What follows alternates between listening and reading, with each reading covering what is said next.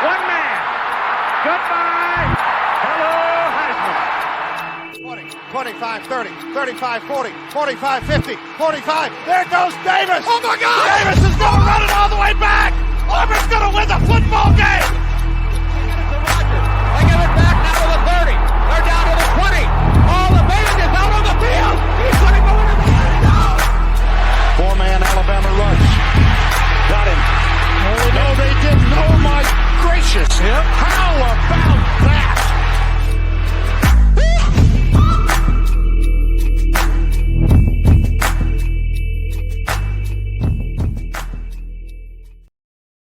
Ladies and gentlemen, welcome into the Three Technique, the college football podcast at the intersection of the X's and O's and the Jimmies and the Joes. Along with Trey Reeves, I'm Mitch Mason.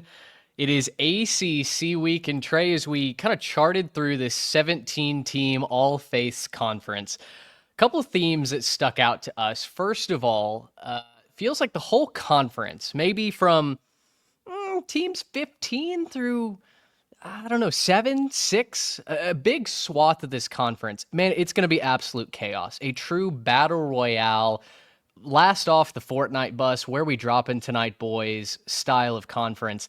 And then specifically, as we break down the conference into three pieces, we didn't necessarily want to call this section bowl hopefuls because, let's be honest, there are a couple teams that are not going bowling this year. Instead, it really felt like a roulette wheel as we laid this out. You can place your bet on Black 32, and you could come up with a nice payday. You could also go bust in a hurry if things don't pan out. So I'm just really excited to get into this and preview a couple of ACC teams with you tonight. Yeah, that roulette wheel that you sent me was the perfect analogy. When you sent that to me earlier today, I was like, yep, exactly. Because I can make the case for a bowl game for a good chunk of this conference. I can make a case for maybe pushing for conference contention if a couple things go right. But outside of that, just finding what could go right, there's also a ton of things that could go wrong. And the other thing that I love about the ACC, I feel like every single year we zero in on a few teams that are like, oh man, the schedule sets up really nicely. And we forget that there's probably like 6 or 7 of those teams that we're saying, the schedule's setting up nicely. And it's because they're all playing each other. Mm-hmm. And those typically just go 500 at the end of the year. So it all kind of washes out to a bunch of 6-6, 7-5, 8-4 type teams. But there are a couple teams that could schedule their way to conference title contention this year. And that's really exciting as well. Yeah, there are a couple teams at the top of the conference that we'll talk about later on in the week that I'm very bullish on and feel like I have a very clear path to 10 plus wins for a couple of those teams. The rest of them, though, man, as I was navigating through these previews and doing my own research and trying to come up with conference predictions, a bunch of them, it was like, I don't know, 6-6, 7-5, like you said. I mean, you could see the combination on their schedule going any number of ways. So very excited to dive into that. Our title sponsor for tonight's episode, all of our episodes, brought to you by Underdog Fantasy. Thank you to them. Use code 3TechPod for up to $1,000 in bonus funds and a free pick. You can use that on the MLB going on right now. You can use that on pretty much anything you want, or you can wait till college football season. We're going to be doing a bunch of content with Underdog Fantasy. So thank you to them for sponsoring tonight's episode. Also, shout out to homefieldapparel.com. Again, 3TechPod gets you 15% off your order online with them. They just announced their biggest drop ever starting August 8th, I believe. They have a month straight of brand new merch coming out, hats, shirts, jackets. I mean, you name it, it's going to be the works. Home Field Apparel will get you ready for college football season, and we'll see you over there in line. So use our code, and let's all rock some new stuff going into the college football season. Trey, Stanford is number 17. Weird. I keep wanting to say 18 because conferences should have even numbers. The ACC has said forget that. Unlucky number 17 is where we start tonight with the Stanford Cardinal. Very interesting off-season. Last couple of months, they let their head coach go. Troy Taylor was an offensive genius in a former life, but gets basically accused of misconduct, mishandling the program. Andrew Luck saddles up as GM. He immediately dismisses him. In the interim, and I mean that quite literally, he brings in Frank Reich, his old buddy from Indianapolis, who, as you were telling me earlier, has no desire to be the head coach of this football team. Really is kind of doing Andrew Luck a favor and will buy the Cardinal a 1-year grace period, or as much time as they need, I guess, to figure out who on earth is going to pilot this football program going forward. Boy, it is a interesting roster that they've put together. A sophomore, redshirt freshman, I think, and Elijah Brown is probably going to get the starting quarterback nod. What on earth do you make of the Stanford Cardinal? It's so much transition, man. It's they're ranked number 17 by our listeners for a reason.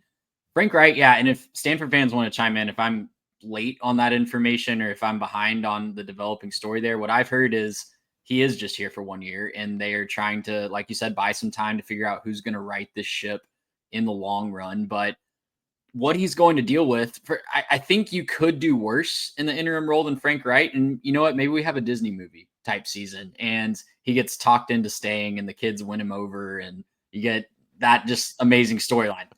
Could be possible, I guess. But I see it as a three-way battle for quarterback right now. They're not committing to the starter going into fall camp. Elijah Brown, like you mentioned, they also brought in Dylan Risk from UCF.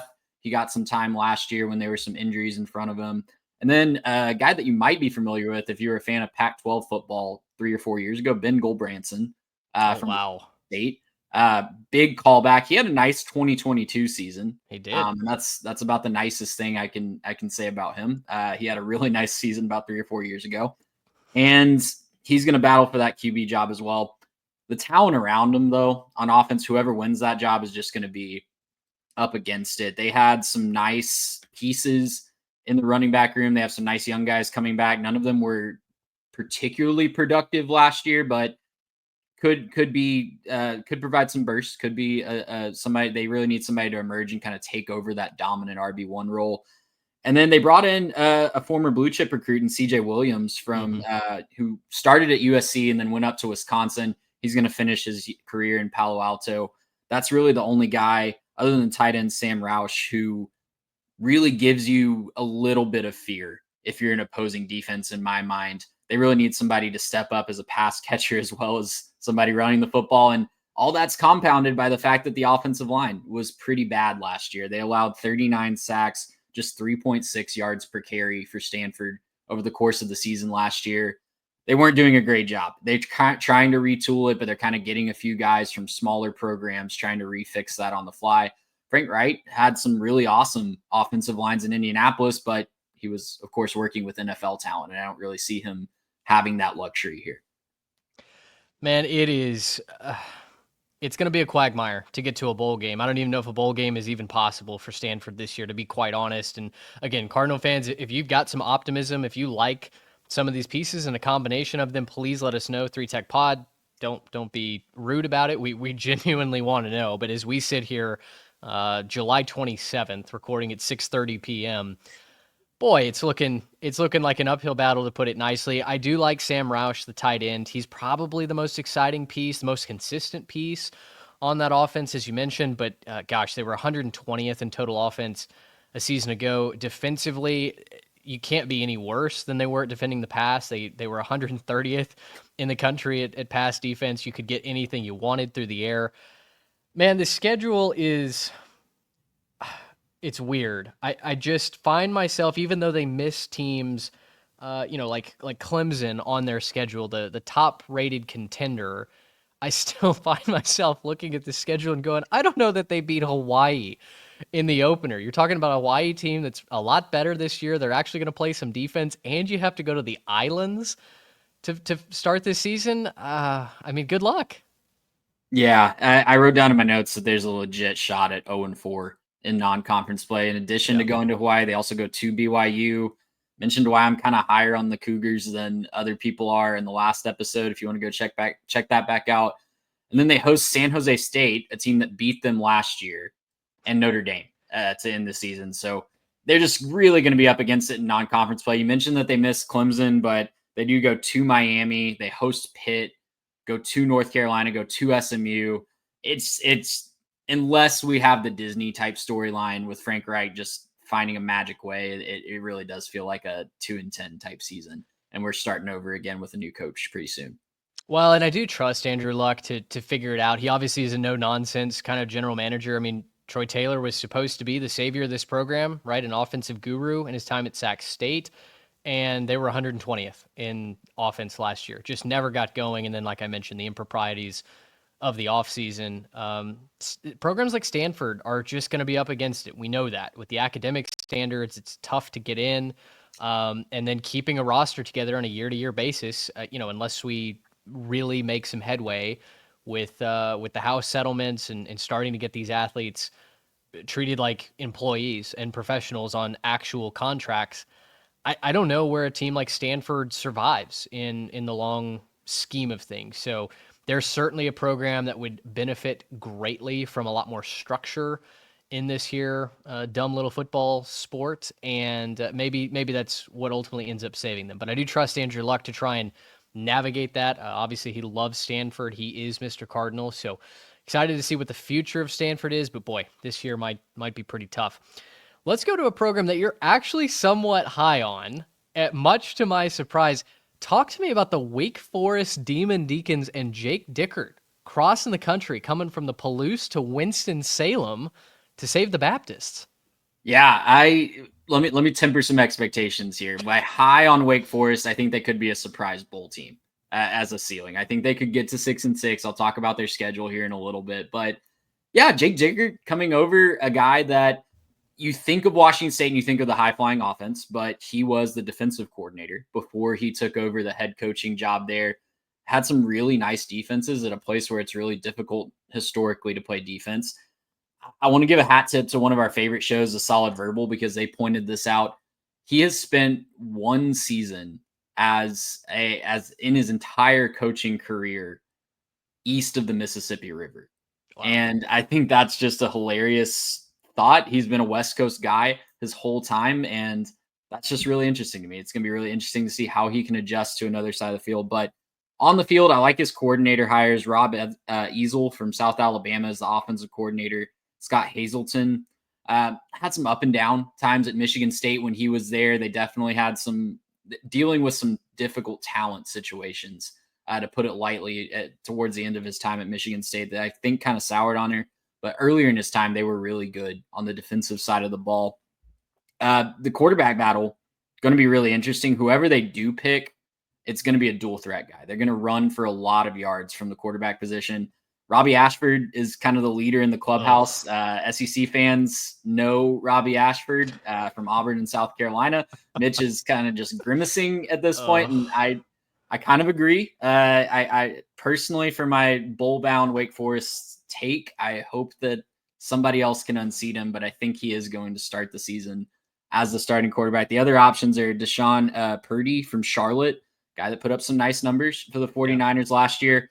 I kind of hope they just start, try to do what I like to do on College Football 25, and that's find a talented freshman with some wheels and just let him go and let him make some mistakes and just kind of build around him for the future. That guy is Steele Pizzella, excuse me. Amazing name, right? And he also, according to Phil Steele, ran a 10.4 100-meter this spring. Gosh. So dude's got some wheels. Personally, just for the memes and the just fun potential of Wake Forest, I kind of hope they go with him. I hope he gets a lot of time. On a more serious note, though, they bring back a 1,000-yard rusher in Damon Claiborne. Mm-hmm. I think that's who the offense is going to build around. That, like I said, I think they have the potential to run for a lot of yards. They're going to play with a lot of two tight end sets. They're kind of trying to build the receiving core with baling wire and duct tape, and they brought in 9 transfers to try to figure that out. So going to be a lot of 2 tight end sets. That's going to be kind of the skill set that they rely on. And they lost all 5 offensive line starters. So that's going to be something that they're trying to put together on the fly as well. But again, got some good pieces in the portal. Wake Forest is reportedly upping their NIL spend. That's something that the previous staff just didn't really get to benefit from. And they're kind of rallying around Jake Dickert. I like him as a coach. And if they can figure out a few things on offense, I think the defense has some fun pieces too. Yeah, shout out to First Baptist Winston-Salem for passing the plate a little bit and getting some funds in the coffers. They looked over at Liberty and were like, "Hey, if they can do it, we should be upping our game as well." That's right. Hang on, we have Sunday morning stream services. We can figure this out. Yeah, you mentioned the 5 new starters on the offensive line. That's the biggest thing that gives me concern about building this offense around a running game.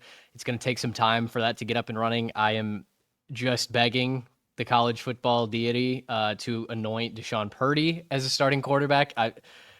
Listen, I'm sure Robbie Ashford is a delightful young man. I am really tired of watching him play quarterback on Saturdays. So, politely, I would like to pass on that opportunity. He's not going to get you to turn into the CW at 11 a.m. I can't say that he is. Again, no disrespect intended, but oof. Defense needs to improve. 113th in scoring last year. They gave up over 32 points a game. 117th in total defense as well. Opponents were clipping them to the tune of 435 yards on average a game. You did mention a couple of nice pieces. Nick Anderson is the team's leading tackler. He comes back at safety. He actually led the entire ACC in tackles with that 122 mark. So good for him. So, okay, let's go to the schedule, Mr. Bull. Well, hey, I want to shout out a couple of their portal additions on defense too, real quick. They got a couple really fun defensive ends, and Gabe Kershke from Colorado State and Langston Hardy from UConn. Kershke had 6.5 sacks last year for the Rams. I think both guys could be a really good boost to that pass rush and hopefully help the defense. Pass rush would help, especially on the back end. Anytime you got a secondary that's just dying on an island, first fix is getting to the quarterback, right? And just 20 sacks last year, so that's obviously something that could go way up this year. Sure. So as I look at their schedule, I see 3 assumed wins. I've got wins over Kennesaw State, Western Carolina, and Delaware. Tell me where you find the other 3. Listen, again, this is like a ceiling type pick, and it's if everything goes together. Of the teams towards the bottom, I think they are most likely. I like Kennesaw State. I like Western Carolina. I'm a little lower on NC State, and they get them at home. That's on a Friday night. I think it could be a spot to jump up and get somebody, get a surprise win there. But really, I think this is going to come down to the game at Oregon State, the game at Virginia, and then Delaware at home towards the end of the year. I think those are the swing games on the schedule in addition to NC State. Obviously, they have to sweep all 4 of those if they want to make it to a bowl. But I like that NC State's at home. I like that Delaware, a team that I'm a little higher on, they're making the jump to the FBS, obviously. That game's at home as well. And if that transition isn't going super well, it's towards the end of the year. So they can have a little that in their back pocket. Those road games, though, at Oregon State and at Virginia, that feels like it's going to be a must-win game for Tony Elliott and Virginia. We'll talk more about them here in a little bit, so that's going to be a little bit. And I've done my Oregon State interview already, and that's going to drop on the channel next week. But I think that could be a spot where Oregon State is a little vulnerable as well if a couple things don't go their way. So, again, to recap, they have to win they have to go 4-0 in some swing games that I have circled on the schedule. But if they can go 2-2 in those and just replicate 4-8, maybe steal a third one somewhere, go 5-7. I think that's a fantastic year 1 for Jake Dickert. Right. And again, another one of those teams that success is outside of the win-loss column, right? You're trying to build something. Dave Clawson's obviously a legend, a very unique offense. You're moving away from that. And I think as long as Dickert can find his identity out east and start to weaponize that NIL machine and get some nice recruits playing for the Deacs, why not? Wake Forest has been a fun team, a plucky team in years past. I know that was pre-NIL and transfer portal, but still, the Sam Hartmans of the world certainly made their mark on college football starting for Wake Forest. So I'd love to see him recreate that. With that, you mentioned the Virginia Cavaliers. Let's move to UVA and preview the Wahoos. Now, remember, you guys, the Jimmies and the Joes, put together this list. So if you're thinking, a lot of people are high on Virginia, why on earth are they all the way down here at 15? Well, it's a great question. I'd love to ask you guys, the Jimmies and the Joes, because as I look at it, yes, you are assuming a mountain of things about Tony Elliott and a team that has just annually underachieved under his leadership. Virginia, as a program, has not been good in a very long time. But Trey, as I look at some of the pieces that they bring back, quarterback and Chandler Morris that comes in, I feel like this team has more of an identity than that they've had in years past. And I think that defense is going to be pretty good. You package all of that with a pretty forgiving schedule, and I can certainly get Virginia to a bowl game this year. Yeah, there's a reason their Vegas over-under is at 6.5 right now. I know the under is getting more of the action, as you can see on the graphic on the screen, but it's kind of put up or shut up time for Tony Elliott in my mind. It feels like this needs to be the year. They've been kind of building to this year. You mentioned Chandler Morris coming in, former TCU and North Texas quarterback. Kind of had some bumps in the road at TCU, especially last season, but his last season there, but I think definitely a guy that could run this Tony Elliott offense and distribute the ball to some weapons. They're retooling the receiving core. They've got Cameron Russ coming down from James Madison, Jamal Edrin from Purdue, who had some nice numbers in a really bad offense up there, and Jaden Thomas coming down from Notre Dame. So guys that they got from one of the best G5 schools and sitting Power 5 starters coming down to lead this receiving core. They really invested in the offensive line as well. They picked up 4 full-time starters on that offensive line from other schools. So they're kind of going all in, and they're kind of rallying around Tony Elliott, at least on the offensive side of the ball. You mentioned the defense, and it's another team that they just have to find another option at pass rush. They have to find a way to get there. They've had just 30 sacks over the last 2 seasons. They upped it last year, but upping it was just to 19. So it's something that they've got to figure out. It's just been a real bugaboo for quite some time. Added some beef up the middle that I'm really interested in. They've got more just big dudes at the defensive tackle position than they have in quite some time. And Cam Robinson and James Jackson, they are the headliners at the linebacker core. They're coming back from last year, and that's a really deep group that I think can kind of be the stars of this defense. I think that if you're looking for something to rely on and kind of set your watch to for Virginia this year, the linebacker core could go 6 or 7 deep and be a unit that they can really hang their hat on. Yeah, that's exciting. I think I wrote in my notes, I think they could get into the top 50 in rush defense. My concern is on the back end with that secondary. They don't return a single starter from last year, and might not be a bad thing though. They get up 268 yards a game. Nope, stopping the pass was not on their CV last season, so maybe a clean slate is much needed. Now, you did mention on the offensive line 4 new starters that they bring in from the transfer portal. They did lose Monroe Mills to a knee injury in the spring, so he's done for the year. That was a bad loss for them coming over from Louisville. I know there was a lot of high hopes that he was going to plug in and be a nice piece there. The running back core is interesting to me because you've got Jamari Taylor from North Carolina Central who transfers in. He's had almost 2,000 yards in his career there. And then Harrison Whaley, who if you play as Wyoming or if you've played as Wyoming in the last couple of years of college football, you know that he's kind of a thumper at the running back, a bruising kid. He joins, and then they're both joined, I guess, welcomed by Xavier Brown, who's the returner. He had almost 500 yards on the ground last season. So the running game is going to be key. I do hope and lean towards Chandler Morris really amplifying this offense, really giving the Hoos a nice boost offensively. It's his 4th stop in his collegiate career. Remember, he started at Oklahoma, and he's been all over the place since then. TCU, North Texas as well. And North Texas, he had a tremendous year under Eric Morris. Can he replicate that in Tony Elliott's offense? We'll see, but it really has felt like he's grown and matured as a passer, and I think it's at least a very nice platform to build your offense on. Looking at the schedule, Trey, I wrote, can you dream of a 4-1 start if we're going over and trying to get to a bowl game? Yeah, it's right there in front of them, and it's a schedule that I think sets up where if you don't hit this over, if you don't win 7 games, I think it's a really big disappointment because that start you're mentioning, it's Coastal Carolina at home. It's at NC State in a non-conference game. They scheduled that home and home as a non-conference affair right after the conference realignment stuff was happening in the ACC.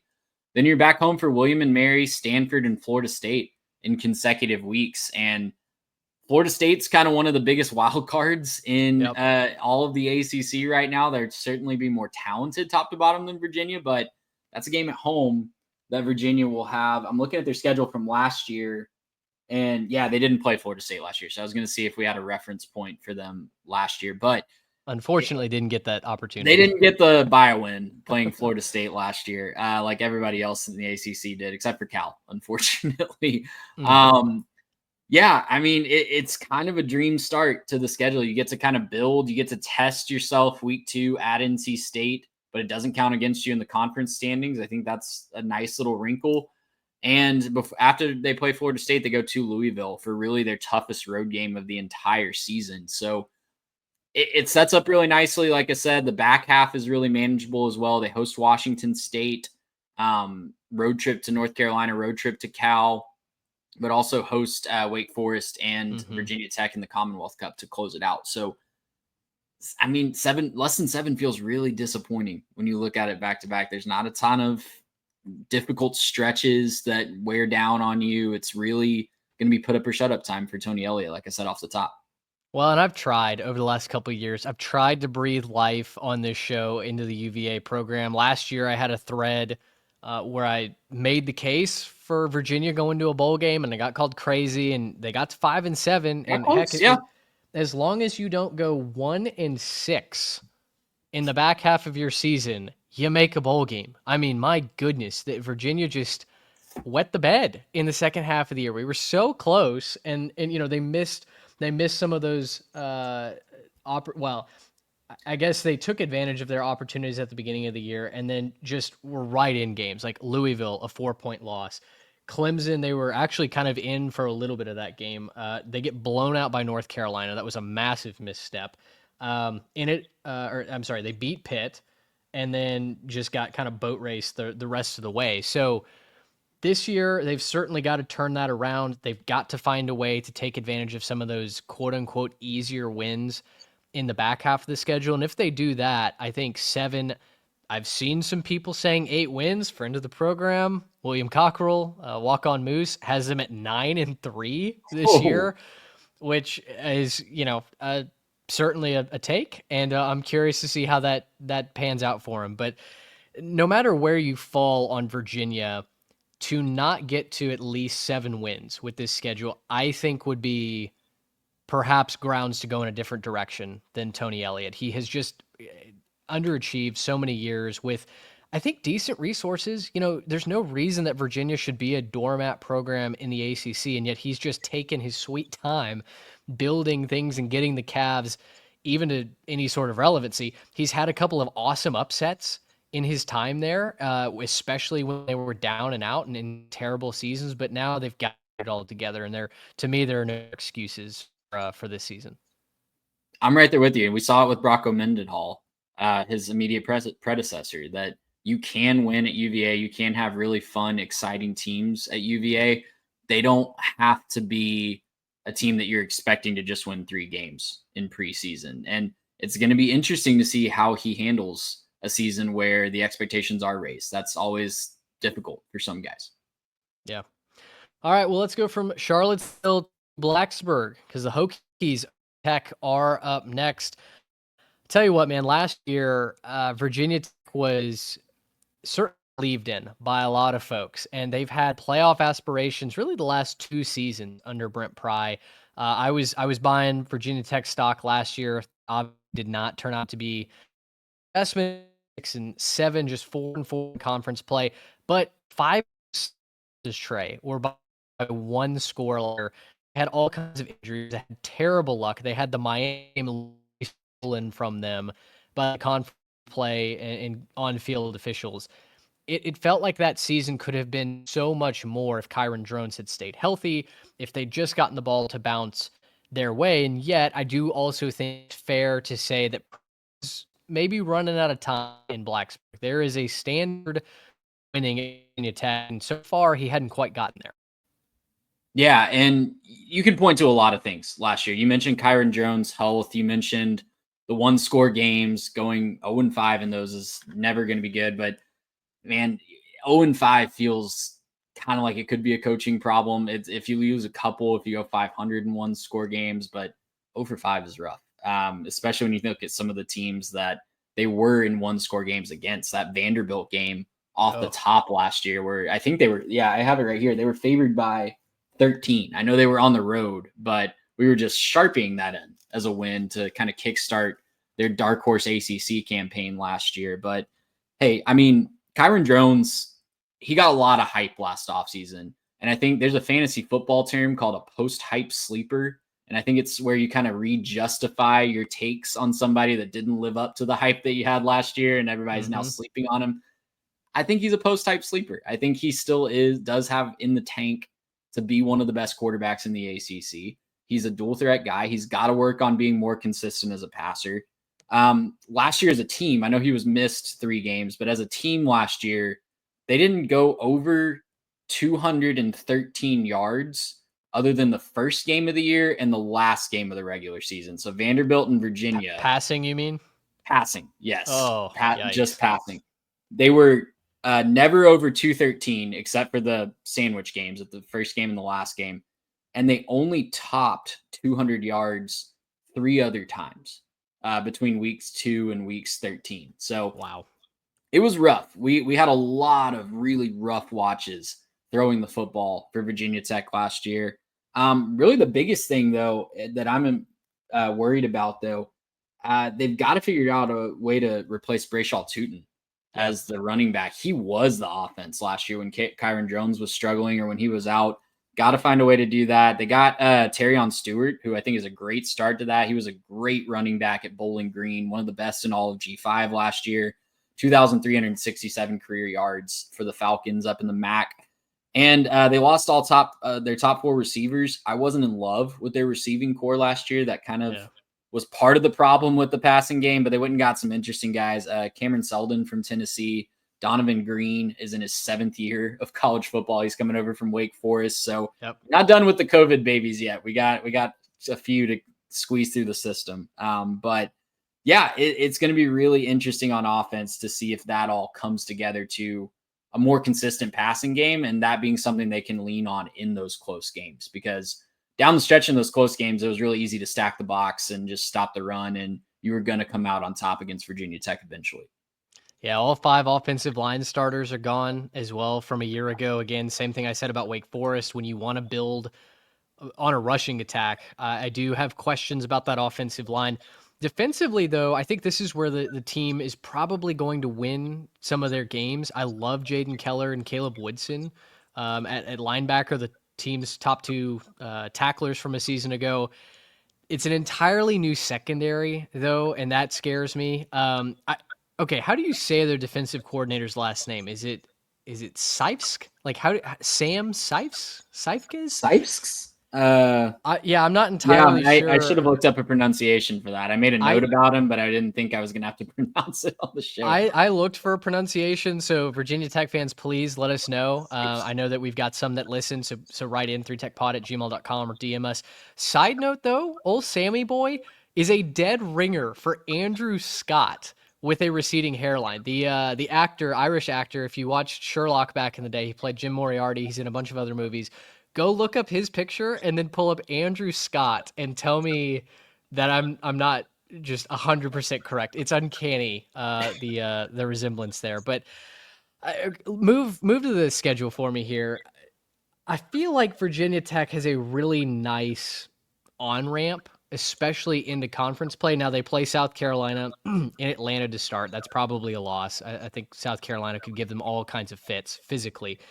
But then there's Vanderbilt at home. That's a revenge spot. They play Old Dominion, which is kind of a rival for them, right? And they've struggled with the Monarchs in the past. Wofford at NC State and Wake Forest. Certainly not any teams to start the year other than South Carolina that you feel like are complete or that are just tenacious and going to boat race you, right? I don't think so. Obviously, I mentioned that they lost to Vanderbilt last year, so that's just going to be in the back of their minds, I think. And even though they're at home for that one, that NC State game, I really don't know what to think of NC State. I think that they'll be. I was so high on them going into last year, and that just didn't work out for a bevy of reasons that we'll get into on the next episode. But yeah, Wake Forest at Georgia Tech is going to be really difficult.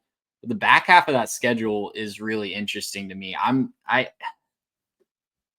You pencil in, you want to pencil in at least 3-2, but you look at where they're playing some of these games. They're at Florida State.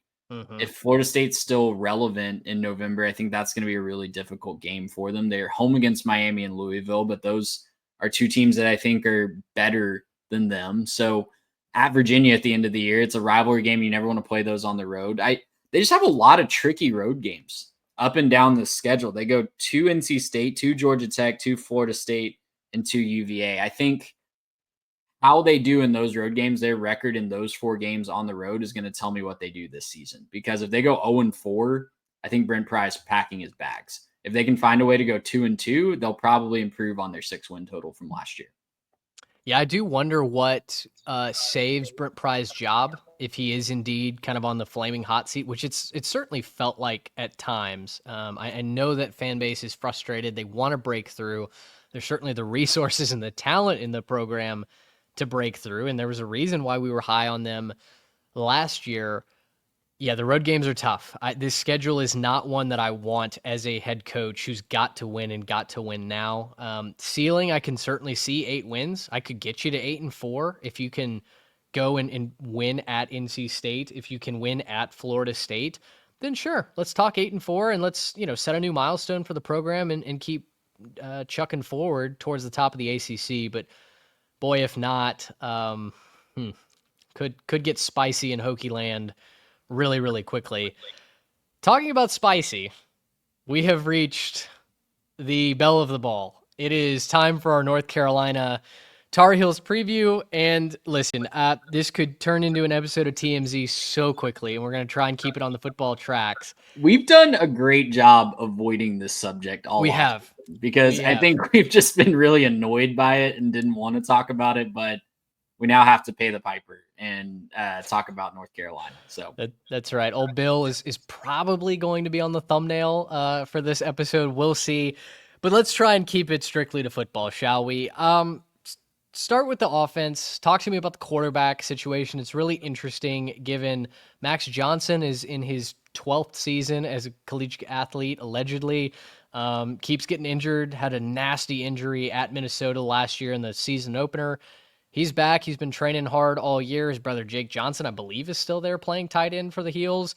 But in the spring, they went and poached Gio Lopez from South Alabama. And boy, I am really liking the direction if he's QB1.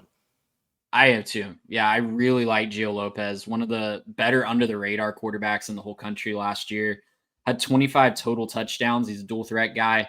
7 of those were on the ground at South Alabama last year. And that was his first year as a full-time starter. So he got his feet wet and just went right to work with the Jaguar offense there. Around him, I'm a little concerned because they are very young and very green at the skill positions. They got some guys that had some nice recruiting pedigree from other schools, but just hadn't really proven it at other schools at the skill positions. Amari and Hampton ended up being the offense last year, especially as they just kind of had a revolving door of quarterbacks with injuries and underperformance last season. They got to replace him. Kobe Pacer is kind of the only returning stalwart from that offense last year at the skill positions, at least.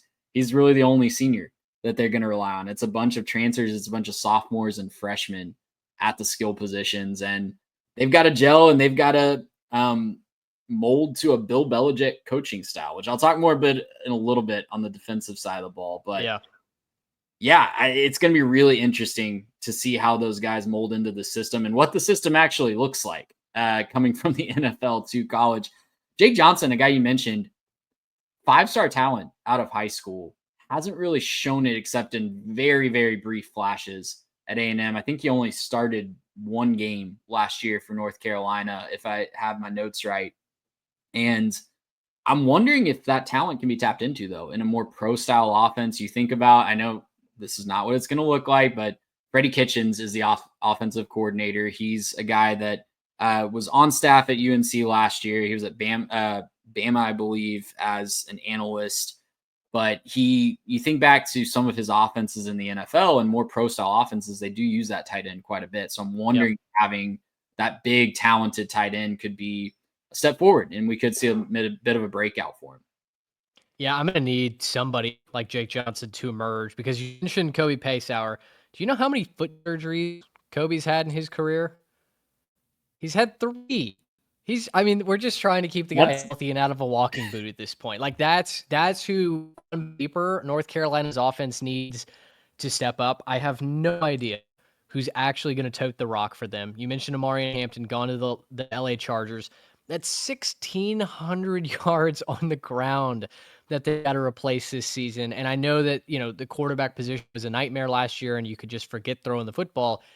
Still, that was the heart and soul of this North Carolina team. To lose some offensive linemen as well. Just need to know who are the guys, who's going to be reliable to move this ball forward on offense. I look at what North Carolina back in year one, that's the side of the ball that I'm most nervous about and has me doubting the Tar Heels quite a bit. But as you teased just a minute ago, I think we both feel a lot better about the defense with Steve Belichick coming over to run that from Washington.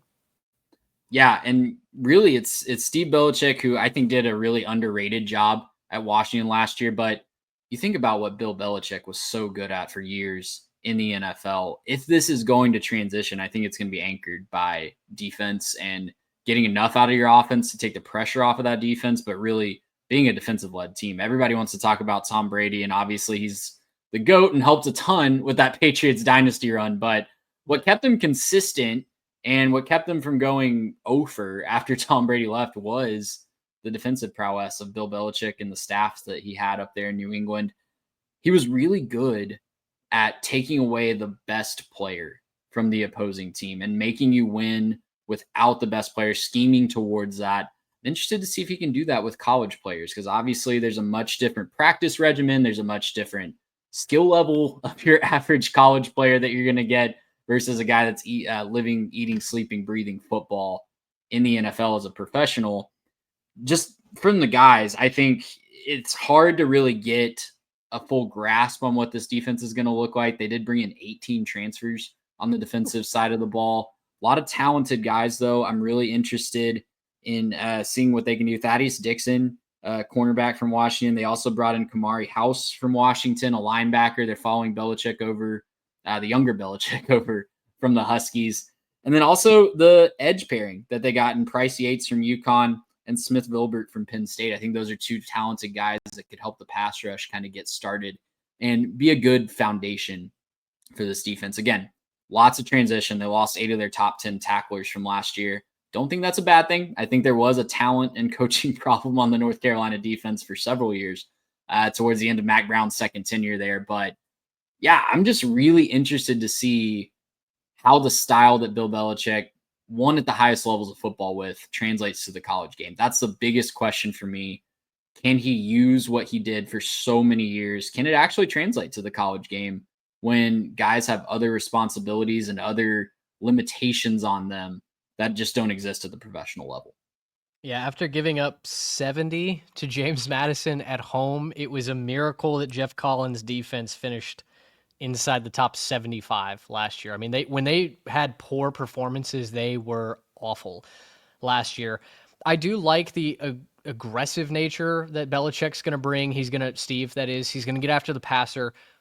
2 glaring exits, omissions from the defense post-spring ball, though, are Bo Atkinson, edge rusher who went to Ohio State.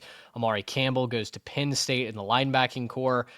That really hurt the front seven and what I thought about North Carolina heading into year one.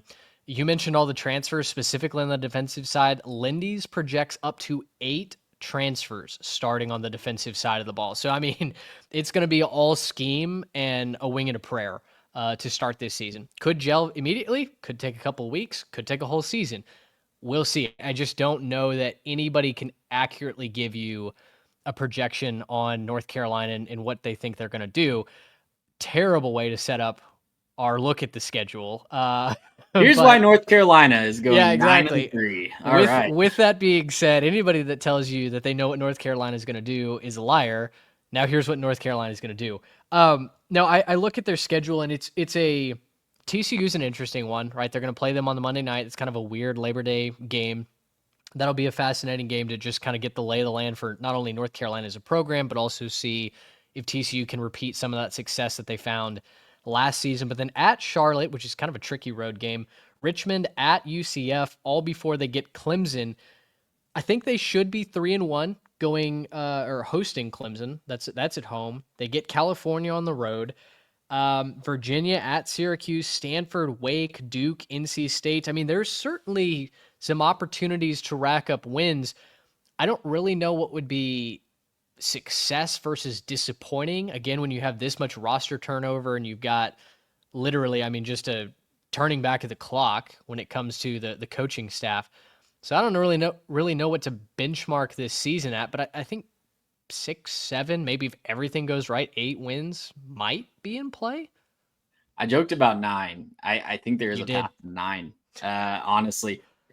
But no one can tell you. You said it off the top. No one is going to be able to tell you. Anybody that tells you how North Carolina is going to do is either lying to you or selling something this year, as my grandparents used to say. So it's really going to depend on how this scheme transitions and how this coaching style transitions, because I think it could be really successful in an environment in college football. Look, we said we weren't going to talk about Jordan Hudson. I don't even know if we said her name, but we had not. That's the everybody first wants time. We got It's into the first like time 10, she's been mentioned on the show.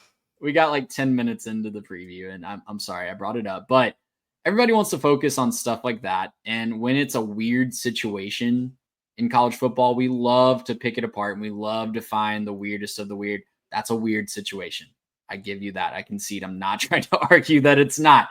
Good. But That's good. What I think we overlook within the weird is what could be really beneficial and what could really work. This is the guy that's earned the reputation as the greatest NFL coach of all time. He didn't do that by not knowing ball and not knowing how to put people in position to win football games against similar or equal talent. North Carolina is going to have talent that's equal to or similar to pretty much everybody in the ACC that they come up against. Maybe not Clemson, maybe not top tier Miami or Florida State when they're humming and recruiting, but pretty much everybody else, they're going to have equal to or better talent than in the ACC. I think that he can still coach ball. I think that he can put people in position to win. I think there's intangibles about coaching in the NFL that might not have helped in the college game 10 or 15 years ago, but in the post NIL and house settlement world, managing a salary cap, managing how players that feel like they're entitled to certain amounts of money. Bill Belichick was famous for managing that in New England and getting everybody moving in the same direction, regardless of what they felt like they were owed in a contract situation. Traveling across the country when they got to go play at Cal. He's a coach that has gotten teams ready to move across multiple time zones. And honestly, I mentioned this about the defensive prowess of him. What made him so great was taking away the best player, the best offensive player on the other team. How many coaches that he's coaching against in the ACC, if he's able to do that in college football, how many coaches that he's coaching against in the ACC are going to be able to still beat him with one arm tied behind their back because their best player has been schemed out of relevance and they've got to win with their second or third best options on offense? I look up and down the coaching staffs of this ACC, and I don't see a lot of guys that can beat Bill Belichick, especially when they're handicapped with that, if he's able to do it. So all that being said, that's a lot of words to say. We'll see how it transitions. And if he's able to transition some of the concepts and some of the things that made him so great in the NFL, this is going to be a program that pushes for the top of the ACC year in and year out, as long as he's there. I don't know how well it's going to transition. No one really does. But I'm not ready to write this off as just like a Days of Our Lives remake just yet. I think I look at the schedule and I could see a ceiling of 9-ish wins. Could also fail spectacularly and they go 4-8. Yeah. You're saying we'll see. You're saying let's just be patient and observe. I'm hearing you say Gio Lopez is the left-handed Tom Brady, and we're gonna find the next Julian Edelman on this roster. That's what I'm gonna choose to read into it. Yeah, Jake Johnson is Rob Gronkowski. There it is. Gio Lopez is going to be Tom Brady if Tom Brady wasn't a statue, and the whole defense is going to make some of those Patriot defenses of the mid-2010s just look like Wake Forest from last year. Sick. And I've got oceanfront property in Arizona to sell you. So that's a great way to transition to a program that I'm actually kind of high on, Trey. Not a team that a lot of national headlines are going to spend their time talking about. Not a lot of run at media day. Let's talk the Boston College Eagles. I kind of vibe with what Bill O'Brien is doing up in Chestnut Hill. They've got an interesting quarterback battle. They've got some dudes, I think, at wide receiver. And, the defense is looking pretty good. So tell me what you're thinking about Boston College. Are you buying their stock? Are you kind of cautiously optimistic? Where do you land? I mean, this is the blueprint, I guess, if you want to talk about an NFL coach. Bill O'Brien, of course, got to experience being a college head coach before he went to the NFL, but a successful NFL coach going back to college eventually and finding more success. I think 7-6 surprised a lot of people last year in a very good way. They lost Tommy Castellanos, but he was benched in the middle of last year. Yeah, it could be a good thing. I'm interested about the quarterback battle. Grayson James filled in last year. I think he has the inside track to that job. Haven't seen if they've officially named a starter just yet, but Grayson James, I think, has the inside track to that job. But they also brought in Dylan Longrim from Bama. So that's a former 4-star kid. Didn't get a lot of playing time, obviously, or if any, at Bama, but talented kid. We've seen bench players at Bama come up and be good in the ACC in the past. So that's going to be an interesting quarterback battle. You mentioned the wide receiver combo. Yeah. 0, you said? 20. 20. Okay, great. That's more than I thought that he had. I didn't remember that. Must have been at the very end of some really games against really bad teams. But yeah, Lewis Bond and Reed Harris are a really solid 1-2 in the receiving core. I'm excited about that. They've got to find a way to get some production on the ground. I like the guys that they have there, though. Jordan McDonald and Turbo Richard. You give me a guy named Turbo, we're going to have a great time in the backfield. So, yeah, the biggest question for me on offense is they lost 2 first-team All-ACC offensive linemen. Can they get a new group in there to gel? I think I trust Bill O'Brien at this point to have pretty good offensive lines. That's something that he's kind of become known for in his offenses. So, on the offensive side of the ball, I'm really excited. The defense was, I think, above expectations last year. I think that's fair to say. Definitely had some lapses, but they were really good. Only gave up 3.6 yards per carry on the ground, 26 in the country, and they held opponents under 60 5 times, under 60 yards on the ground 5 times last year. So it's a defense that was probably ahead of schedule last year. They do have to replace some amazing talent, but I think they can get there, and I think they can be at least a plucky defense again this year. Yeah, they've got 5 starters coming back. For me, the biggest challenge is going to be replacing Donovan Ezeraku, their edge rusher. 16.5 sacks last season. That's an insane total. He's off to play with the Dallas Cowboys in the NFL. Q Hutchins is the guy that I think is going to have to replace Ezeraku. He had 3.5 sacks last year, I believe, in limited time. So, maybe crank the reins here and see what Q can get you. Davion Crouch is also an explosive piece at linebacker. So if you can get him coming up. Yeah, exactly. His nickname is Bam. You mentioned the top 2 options on the wide receiving core.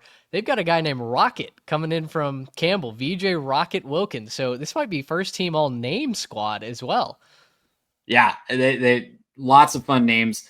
You didn't get to the secondary just yet, but all 4 starters are back from last year's squad at the secondary positions as well. So lots to be excited about up in Chestnut Hill. I think that this is a team that surprised a lot of people last year. They had some bumps in the road, obviously, but maybe got some difficult people out of the locker room and going to have a better time this year kind of keeping things together.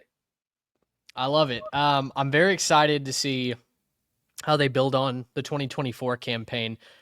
The schedule's brutal, though. And all of this hype, I say up front because I don't know that they get to a bowl game here in year 2, but they open with Fordham. They go on the road to Michigan State, a team that I think you and I both expect to continue to build in year 2 of Jonathan Smith. So that's tricky. They go to Stanford, which is inherently a weird road trip all the way across the country. They play California at home. So out to California to play one opponent, come back and play Cal at home. At Pitt, they got Clemson and Connecticut at home. They go to Louisville. They play Notre Dame, SMU, and Georgia Tech all at home, all in a row. And then they finish at Syracuse.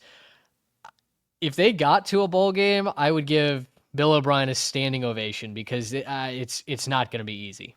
I think if they win 6, Bill O'Brien should be ACC Coach of the Year. They're playing might well be they're playing my personal top 5 in the conference. You mentioned them. They're at Pitt, Clemson at home, Louisville on the road, SMU at home, and Georgia Tech at home. Oh, and Notre Dame. Let's just throw Notre Dame in there for good measure. Really fun year for the season ticket holders in Chestnut Hill. They got some really fun teams coming up there. But yeah, UConn as well is on the schedule. That's a team that won 9 games last year, knocked off an ACC team in the bowl game. At Michigan State, I think Michigan State's going to be better, and they have to go to East Lansing. So it's tough. It's a really tough, about as tough as a schedule as you could possibly get in the ACC. Especially to close, man. I mean, the second half of the year is just disgusting. Now, that being said, with some of these teams that I really like, when I go through their schedule, I try and pick one game that if they were going to pull an upset, where would it be? Who would it be? We'll talk about them later on. They're near and dear to our hearts. We may have a financial interest in them. I kind of like them to pick off SMU late in the season. I wonder if that's a spot where SMU has not played particularly well in the Northeast, and going to Chestnut Hill against this Boston College team. Listen, it's a team that's going to be the underdog for most of the season anyway. So even getting to the last third of the schedule, I don't necessarily know that Boston College is going to be checked out, even if they're not playing for much, even if the ultimate goal, the best that they could reach, is a bowl game by that point. I still think that they could be interesting. And by that point, you're talking about either Grayson James, who's probably been the starter all year, or Lonergan, who's had games to get under his belt to get that experience. If there's one team that I'm going to say Boston College picks off, it's our dear Ponies. Yeah, they spanked SMU a couple of years ago in that bowl game and kind of gave everybody a scare about SMU moving into the ACC. Yep. Yeah, and then only lost by 10 last year in Dallas. So not a bad pick, honestly, as much as it pains me to say it. Well, we'll see what Boston College can do. If they can get to a bowl game again, standing ovation, 2 thumbs up from all of us here at the 3 Tech Pod. Final team to preview for this episode, and this is another one, Trey. I think we're a little curious to see what the Jimmies and the Joes are seeing in the California Golden Bears, because they come in much higher on our official ranking than they do my personal ranking. I would have had them right down there with Stanford. This is a team that, well, to sum it up, they get Brian Harsin on campus as the new offensive coordinator. And Trey, everybody left. They lost 23 players after their new offensive coordinator was introduced. If that doesn't start things off on a sour note for the season, I don't know what does. Hey, man, correlation doesn't equal causation. I don't think you can just pin all of that on old Brian, but it wasn't a good look, to be sure. Mitch, I'll give you another mind-blowing stat. This is year 9 of the Justin Wilcox era. How is that possible? I don't know. I don't know where the last 9 years have gone, but it feels like he just got there a few years ago. And I think that really kind of hits home what my main thing about Cal this year is, and it's, what does Cal want? I know their fans are very passionate. We saw that last year with the Calgorithm. We saw that when they had game day in town for the Miami game, and they should have won it, but it just slipped away from them at the end. I know the fans want a good, fun football program, but it's back-to-back bowl games for Justin Wilcox. They've been 6-7 both years. Does he have to show the next step this year to keep his job after 9 seasons? That's what I'm wondering going into the year. And I'm wondering if he does, I don't know that he has the horses really to get it done. You mentioned that you'd have him down towards the bottom. I would as well. Really, all of the offensive production walked out the door. Fernando Mendoza is going to Indiana. Their top 5 rushers from last year are gone. Jaden Ott went to OU, and Javion Thomas is going down to UCLA. 6 of the top 7 pass catchers gone. 3 offensive line starters gone. Again, maybe that one isn't a bad thing because another team gave up 50 sacks last year. I'll give you that. But I don't know where the production's going to come from. It looks like Devin Brown's going to be the starting quarterback. You know him from being the backup at Ohio State. Last time we saw him, correct me if I'm wrong, was the Cotton Bowl against Missouri. Was that Devin Brown, or was that? That's a good question. I feel like that was a Devin Brown game, and it did not go well for the Buckeyes. I'll fact check myself when it's your turn to talk here in a second. But yeah, I mean, LJ Johnson is fun. They bring him in. He's flashed a lot at SMU and A&M, 4-star talent. I think he was a top 3 running back in his class. So maybe a guy that they can lean on. And then Jacob DeJesus from UNLV is a fun slot receiver. But outside of that, man, I don't know where you turn to on the offensive side of the ball. And that's kind of been what Cal has had to do the last few years, is hope they can put up 40 points and then their defense holds on. Yeah, that's been kind of the MO, going back to the days of Jake Spavital being out there, right? It's just air raid, throw the ball all over the place, get your quarterback to the NFL, and then just hope you get that final stop to win a game. It's funny you mentioned LJ Johnson transferring out there. I forgot he ended up at Berkeley because he obviously started his career at Texas A&M, transferred to SMU, didn't really get much run, transferred down to Rice when the portal opened for the first time, and then after spring ball, when there was literally a for sale sign in the Cal running back room, transferred up there and will probably get some carries. I think Kendrick Raphael, a transfer from NC State, is kind of RB1 by default, just because, there was, like you mentioned, there was nobody home. Everybody left. DeJesus, you mentioned him in the slot. He joins Tron Grizel, which is another epic name here in the ACC. I do like those 2 wide receivers, but yeah, it's just, what's the identity? What's Devin Brown going to give you? The offensive line is entirely new. The defense, I think, should be pretty good again. They were top 40 last season. It was a nice improvement to get them up to that part.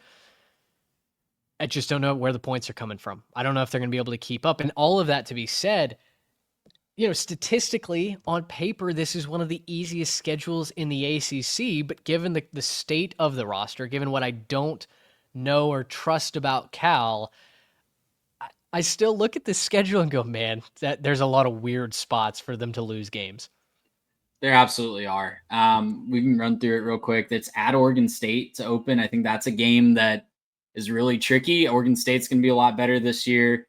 Minnesota at home is also a difficult game. We're high on the Golden Gophers. And then at San Diego State, anytime you're playing on the road at an in-state school as a team like Cal, it's going to be, you're going to get their best shot, especially San Diego State, a team that could be getting better and rebuilding back to their former self.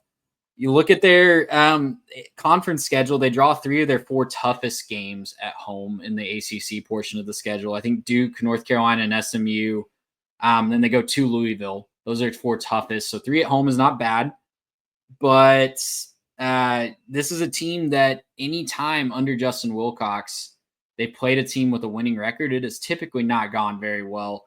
According to Phil Steele, 7-36 in Justin Wilcox's 8 seasons as the head man against teams with a winning record, including 0-5 last year. So I circle back to my original question, and that is, does Cal want more than that? Because if they want more, I think there's going to be an opportunity at the end of this year to maybe have an exit plan.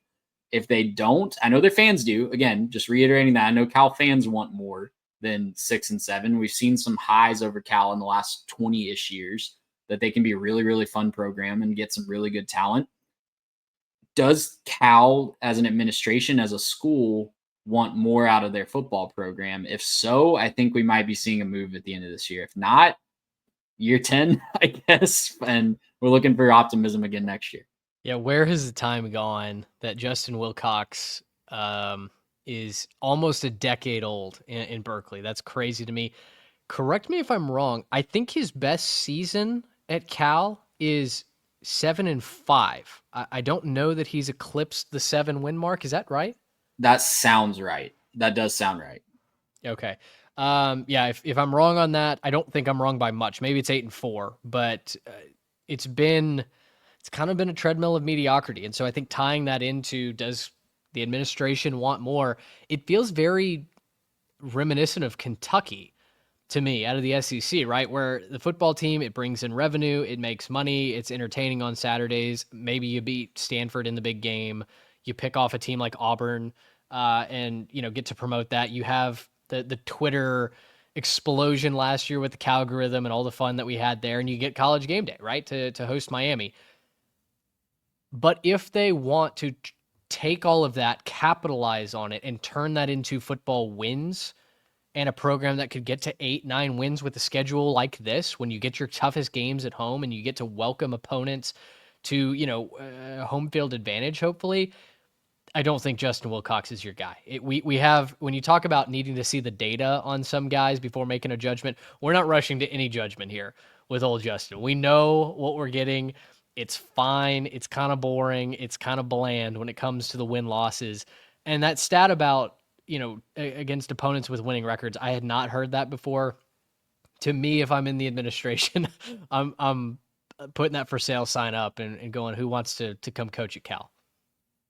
And you got to hang on to your talent too. Like I don't want to just totally excuse that element of program building, because losing what they're losing on the offensive side of the ball, it's one thing. On defense, they got a lot of guys moving on to the NFL, and that's one thing. But losing what they did on offense when there's still a lot of eligibility left is just kind of inexcusable if you want to play with the big boys. Did verify best season is at 8-5. That's with a bowl win though. So best regular season was 7-5 in 2018 and 2019. Since then, it's been the back-to-back 6-win seasons. Yikes. And all of that, on top of all of that, you bring in your buddy from Boise and Brian Harsin. That's that's a tough pill to swallow if you're a Cal Golden Bear fan. But listen, if you are a Golden Bear fan, first of all, welcome. We'd love to have more interaction from you. We'd love to really expand our West Coast audience. So tell a friend, send the podcast, and tell us why we're wrong. If you've got Cal going to a bowl game this year, heck yeah, send us your breakdown. We'd love to hear that. I think that brighter days could be ahead for Cal, but I don't know that it's with this administration. I think you've got to have somebody that can really sell me a vision, sell me some sort of excellence, something that we do really, really well. And I still know that Wilcox is that guy. But write in. Let us know what you think of these first few teams. Which of these teams you would actually spin the roulette wheel with? Which of them you're staying away from like the plague?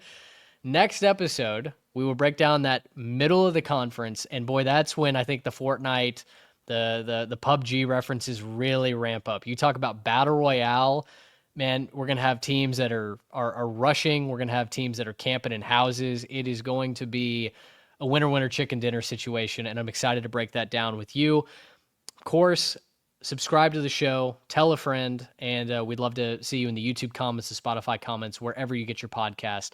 Let us know where you're listening from. So that's Trey Reeves. I'm Mitch Mason. Until Wednesday morning, so long, everybody.